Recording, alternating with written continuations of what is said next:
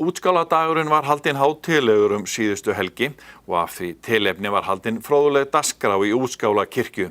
Guðmundur í Garðinum tók saman meðfylgjandi innslag frá deginum.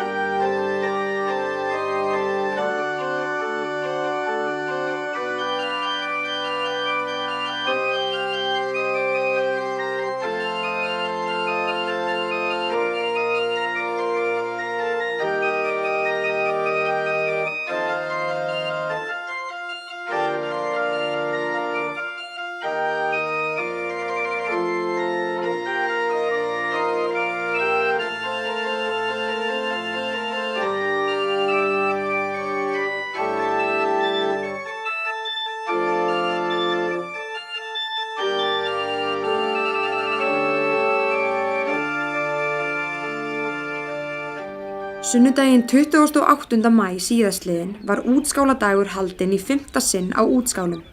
Hollvinir Útskála efndu til menningarveislu í þeim tilgangi að gefa fólki kost á að fylgjast með endurbótum á gamla prestsetrinu og fræðast Útskálastað.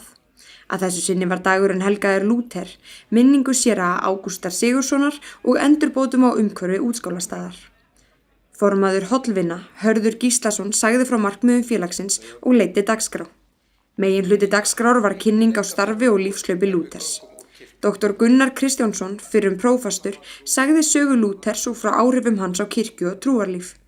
Þess nú minnst víða lönd að 500 ár eru frá upphafi siðbótarstarfs Lúthers. Siðbótartíminn einhver mesti umbyltingartími evrópskrar sögu og ég legg áherslu á orðið siðbót vegna þess að Marteinn Lúther vildi reynda ekki breyta kirkjunni.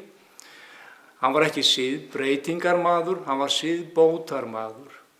Og en helsta fyrirmynd hans í því efni var Jóhann Hus, prestur, heimspekingur og rektor háskólans í Prag, sem brenndur var á báli fyrir villutrú á kirkjuþingi í borginni Konstans, syðst í Þýskalandi, einni öld áður, árið 1415. Áður en Lúther festi mótmæla bréfi við aflátssöluna á dyr Hallarkirkjunnar í Wittenberg. Þá sagði Guðrún Ásgeirsdóttir ekki að séra Ágústar Sigurðssonar frá starfi hans sem fræðimanns og færði staðnum gjafir. Séra Ágúst Sigurðsson var afkastamikill fræðimaður og útgefandi efnis. Frú Guðrún afhenti Útskálum mikla samantekt kirkjur og kirkjustaði sem tilbúin til skoðunar og birtingar eins og tilefni verða til. Ágúst var beðinn að taka sæti í stjórn Hollvinasamtaka menningarsetursins og veitti það honum mikla gleði að vera þar á sínu áhugasviði og má segja að sú ráðstöfun hafi varpað birtu yfir síðustu æviár hans og ég þakklát fyrir það.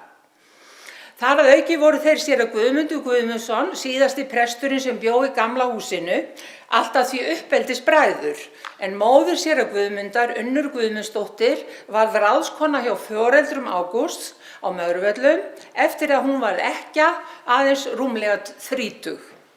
Svo leiddi eitt af öðru. María Hauksdóttir, starfsmaður Útskálafélagsins, kom með tillögu á einum af sameiginlegum fundum stjórnar félagsins og Hollvinasamtakanna. Hún spurði hvort ekki væri hægt að taka viðtöl við prestkonur til að geyma í setrinu. Og svo tillaga leiddi af sér útvarpsviðtöl Ágústs við eldri prestkonur á sunnudagskvöldum veturinn 2008-09. Alls rúmlega 30 þættir sem báru yfirskriftina Öll þau klukkna köll. Einn rómantíski titillinn enn hjá manninu mínum, honum líkt.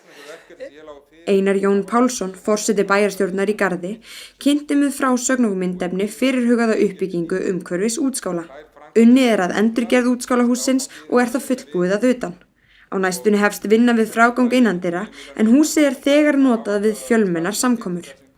Garðmenn og brottfluttir nutu þess að heimsækja Útskála, skoða Útskálahúsið og njóta vorkomunnar frá Útskálahólnum með víðsýni til lands og sjávar. Ragnheiður Hjálmarsdóttir frá Nýjalandi gaf fyrir hönd systkina sinna uppsettan bekk. Bekkurinn framan við útskálahúsið og víðsýnt af hólnum. Kvenfélagið Gefn í Garði bauð sem fyrr kaffi og veitingar í útskálahúsinu.